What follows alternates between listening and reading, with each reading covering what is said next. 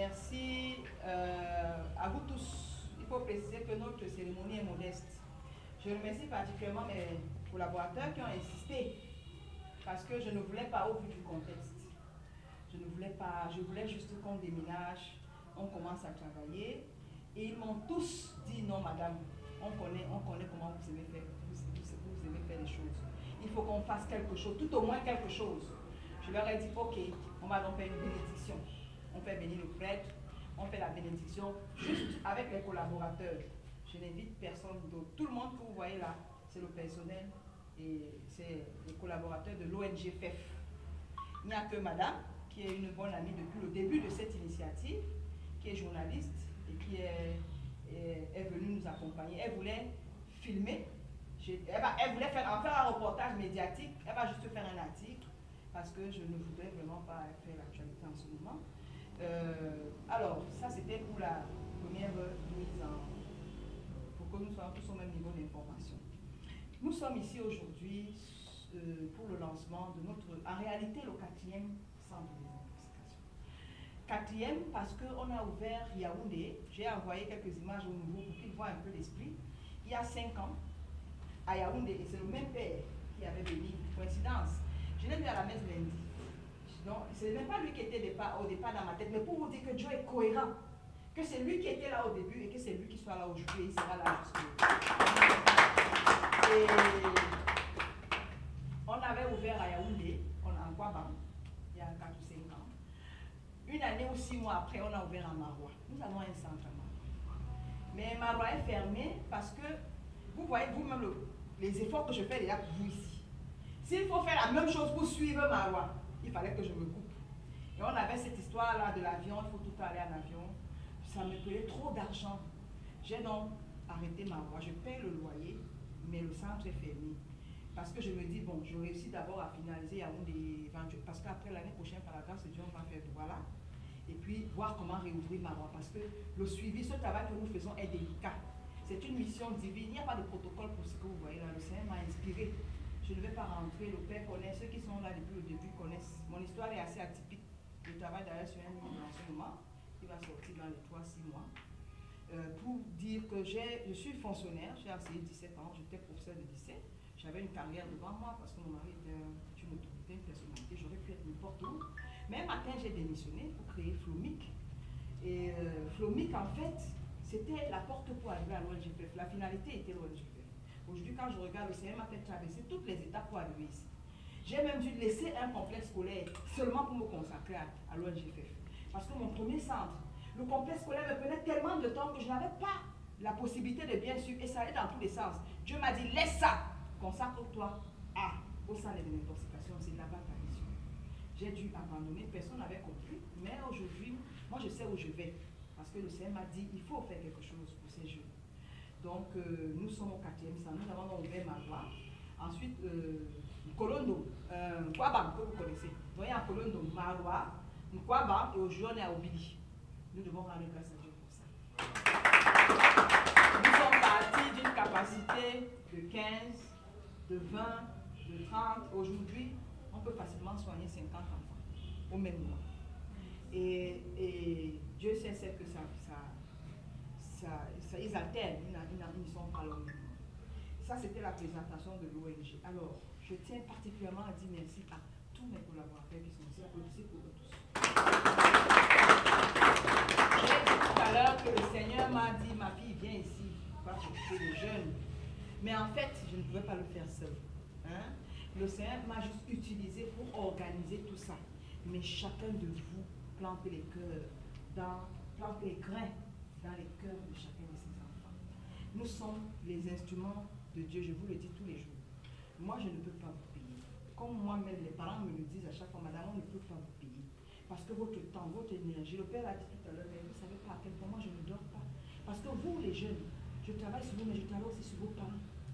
Je vous ai dit quoi tout à l'heure, papa, un qui est là-bas. J'ai reçu sa femme et son enfant au bureau hier pendant 4 heures de temps. Elle entrait comme ça, vous l'avez vu. La petite fille, la jeune fille à la trente, quand elle entrait, je croyais qu'elle était possédée. Je me dis que, mais celle-ci, elle va me dire quoi là maintenant? Mais quand elle est sortie, elle avait le sourire jusqu'ici. Alors c'est une grâce que le Seigneur met dans la bouche, a mis dans ma bouche des paroles qui peuvent redonner le sourire aux autres. Et à la suivante, j'ai compris qu'il faut réorienter le traitement de son mari qui est en centre. Il est policier. Donc c'est pour vous dire que je fais un autre travail, pas que sur vous, je travaille aussi sur les parents. Donc c'est des heures, des nuits pour réfléchir comment est-ce que je peux faire pour rattraper tel, et surtout la réinsertion. La désintoxication, ça c'est facile pour vous les comprimés. En quelques mois, vous devenez clean. Mais comment faire pour que quand vous sortez, vous ne replongez pas? C'est là le défi. Et Dieu nous a bénis qu'on a cette intuition. Parce que moi, je vais vous dire, en 4 ans, j'ai fait une lecture. Les enfants font le tour de tous les centres qui sont nés après moi. Là. Je suis au Carrefour, ils finissent toujours chez nous. Et quand ils arrivent chez nous, nous on a un protocole différent. Moi, je sais où il y a la différence. Mais je ne parle pas. Parce que Dieu sait ce qu'il a mis en moi pour aider ses enfants. Et je n'arrive pas à le faire seul. C'est pour ça que je dis merci à tous ces bras. Ensemble, nous mettons tous nos bras pour pouvoir transformer ces garçons. Mon père, je fais un témoignage. Vous avez touché 3 là tout à l'heure. Après, j'ai dit à 2 autres de venir qui se rapprochent. Ils sont passés par notre centre. Aujourd'hui, tu travailles avec nous. Applaudissez pour eux. On a les vidéos, mes collaborateurs me connaissent. J'ai fait toutes les vidéos avant, les vidéos après. Là, on voit un peu ce que c'était avant et le travail qui a été abattu pour être après. Si vous voyez cet espace-ci, quand on est arrivé ici, ce n'était pas comme ça. C'est lui qui a fait tout ce travail. Tout ce travail. N'importe quel technicien. J'ai dit non, je le mets à l'épreuve. Et il me faisait les devis nets. Je dis bon, il me dit oh la mère, il faut que tu m'envoies l'argent. J'envoie l'argent 100 000. J'envoie 70 000. Je me dis bon, n'est-ce pas une autre personne avait dit que Steve là peut partir quelque part, mais 100 000 hein. Mais Steve achète le matériel, il vient faire le travail que vous avez vu aujourd'hui. Donc Steve est désormais monsieur responsable. Il vit chez lui avec sa femme et ses enfants. Et tous les jours, vous savez, Karel va m'excuser que je dise, viens mon fils. Quand Karel venait au centre, il savait déjà attaquer son cerveau. Mon fils Karel, c'était plus normal quand il est venu au centre. Et il était le 3e que je prenne comme ça. C'est pour ça que je l'ai pris, parce que je savais déjà que je peux le faire. On avait pris un qui avait fait 1 an. Et il est venu quasiment fou. Après, il a eu son bac. En quoi bon? Je pense qu'il doit être en Europe aujourd'hui. S'il est venu, ça va attaquer son cerveau. Dieu nous a bénis. Au lieu de faire 6 mois, tu as fait 9 mois. Je crois qu'il a fait à peu près 9 mois ou 10 mois. Aujourd'hui, c'est un grand garçon qui travaille également lui avec nous. Et on est en train d'aller au Maroc, s'il vous plaît. Il faut au Maroc avec nous. L'ONG fait, ce n'est pas la bouche, nous travaillons. Et comme le père a dit, on ne travaille pas pour la récompense. La récompense, je leur dis à mes collaborateurs tous les jours que ce n'est pas moi, ni personne qui peut nous récompenser. Aucun milliard ne peut nous récompenser. C'est Dieu. Nous, les enseignants, on dit souvent que, nous, je vais vous dire, souvent quand les enseignants se playaient, j'étais au lycée Leclerc pendant 10 ans. On avait notre secteur sur les arbres là-bas, c'est là-bas, il y avait tous les colonnages du lycée, tous les arbres. On disait que si tu bougeais les arbres, les fleurs du lycée Leclerc, tout ça, tout ça. Alors les collègues s'asseyent là. Vraiment, l'enseignant, les salaires sont bas, on a les primes qui sont. Nous, on plaint comme vous conseillez tous les jours. Je leur dis pour les anciens, vous ne voyez pas que votre héritage est ailleurs. Vous ne voyez pas que votre richesse est ailleurs. Généralement, sur 10 enseignants, les enfants des enseignants réussissent toujours.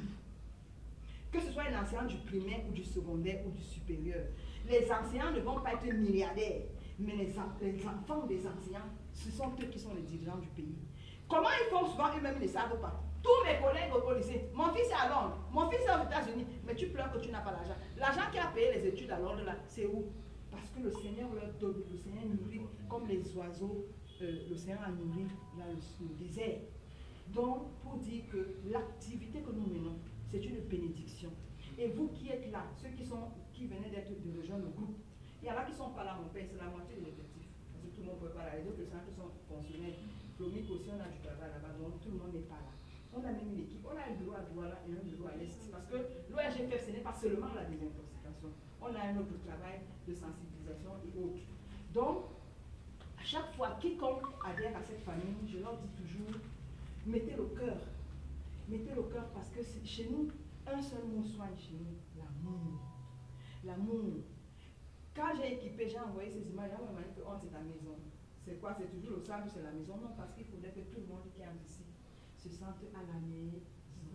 On va essayer d'apporter un peu d'amour à ceux qu'on avait déjà considérés dans la famille comme des perdus. comme celui-là est perdu, il ne peut rien faire. Non, non, non. Nous, à l'ONG, on dit que c'est encore possible. Et Dieu nous a montré que on rend l'impossible possible.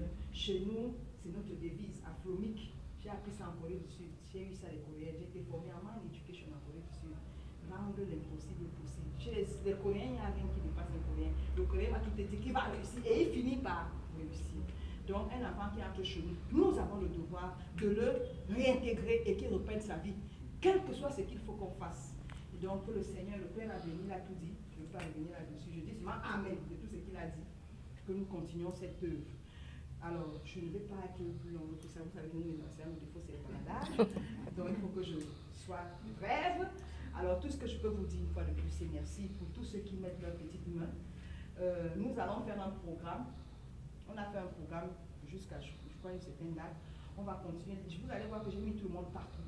C'est pour que les anciens tiennent les nouveaux par la main. Et le temps que les nouveaux prennent les pas. Et après, on va se rééquilibrer. Donc, je peux tout simplement vous dire merci. Il y a un petit morceau de quelque chose qu'on va partager là. Et que le Seigneur continue de nous accompagner dans cette œuvre qui n'est pas facile. Petit témoignage pour sortir. Il y a Lionel, il n'est pas là aujourd'hui, il est le gars de l'autre côté. Il y a eu une bagarre au centre. Un jeune qui a tapé une semaine. Et il a cassé tout là-bas. Il a tapé mon fils là à l'œil. Lionel m'appelle, Lionel c'était la mort. J'ai jamais vu Lionel paniquer comme ça. Madame, non, madame, je vous dis qu'il a failli tuer quelqu'un ici. J'avais son téléphone comme ça. Il faut le renvoyer, madame, il faut le renvoyer, j'ai dit Lionel. Si nous on commence à les renvoyer, ils vont aller où? Parce qu'en fait, la société les a tous rejetés. C'est pour ça qu'ils sont arrivés chez nous. Donc, quand on peut, on essaie. Il a fait quoi? Il me raconte. Je lui ai dit, bon, ignorez le lapin dans son coin. Je lui ai donné les conseils. Il dit, bon, je trouve le temps, soit demain, soit après demain, je vais arriver là-bas. Il avait là dépassé tout le monde. Donc, quand j'arrive le lendemain, je trouve monsieur avec des boucles. Je ne sais pas qui il avait la chaîne ou quoi. Donc, il avait là, tout le monde, on le regardait seulement, chacun le regardait seulement comme ça, on passe. Il était assis là comme le roi sur le canapé. Quand j'arrive, je lui ai dit, oh, monsieur, arrête-vous. Il me regarde d'abord. Je lui ai dit, arrête-vous. Il est arrivé. Après, je parle, il me répond. Je parle, il me dit, tu me réponds, voilà, je le tape là maintenant tout de suite. Mon père, moi, je me suis dans ma tête, hey, tu le regardes de mais j'ai quand même dit, oh, toi là, tu t'étais. Et Dieu m'a donné l'onction que quand j'ai dit, tu t'étais, c'est depuis que je suis au lycée que j'ai ce charisme. Quand j'ai l'entrée dans les plateaux, non, c'était. Donc, c'est comme ça qu'un garçon qui était perdu. Et il déclare le jour là, pour te dire que ça, c'est la drogue, c'est un mauvais esprit. Il déclare ce jour-là que sa mère n'est pas sa mère. Il bénit sa mère. C'est là que le Seigneur me parle. Le Seigneur me dit, lui là, il n'est plus normal. Ça a attaqué son cerveau. Dieu a béni, j'ai appelé le psychiatre, je lui ai dit, regardez le traitement du gars là, son cerveau atteint. Il est incohérent. On l'a mis sous traitement une semaine après, je suis là-bas dimanche. C'est une autre personne. Donc, si vous comprenez que si on l'avait renvoyé, si je m'étais mis en colère, on l'envoyait, on ne sait pas. Et voilà quelqu'un qu'on va forcément, dans la grâce de Dieu, récupérer. Donc, notre travail est exaltant, chers amis. Et j'apprécie que vous avez constaté, c'est un choix. Mon équipe est jeune. Mon équipe est jeune. Et je préfère travailler avec les jeunes parce qu'il faudrait qu'une personne, il y ait quand même des gens qui vont nous donner aussi la chance aux jeunes. On ne va pas dire qu'on n'a pas d'expérience. J'ai fait, par exemple, j'ai recruté la majorité des personnes que j'ai recrutées, c'était sur Internet. Au nombre des amis m'ont envoyé les CV de leurs frères, de leurs sœurs. J'ai dit, laissez la chance que ça tombe sur le WhatsApp de quelqu'un ou le Facebook de quelqu'un. Il vient. Et je crois qu'il y a au moins 5 que j'ai recrutés comme ça, que je ne connais pas. C'est pour dire que le Seigneur bénit son œuvre. Et le soir que j'ai à mon Dieu, que je lui demande, c'est que l'année prochaine, on puisse ouvrir Douala aussi. Parce que j'ai beaucoup de parents qui nous sollicitent du côté de Douala. Donc, je vous remercie.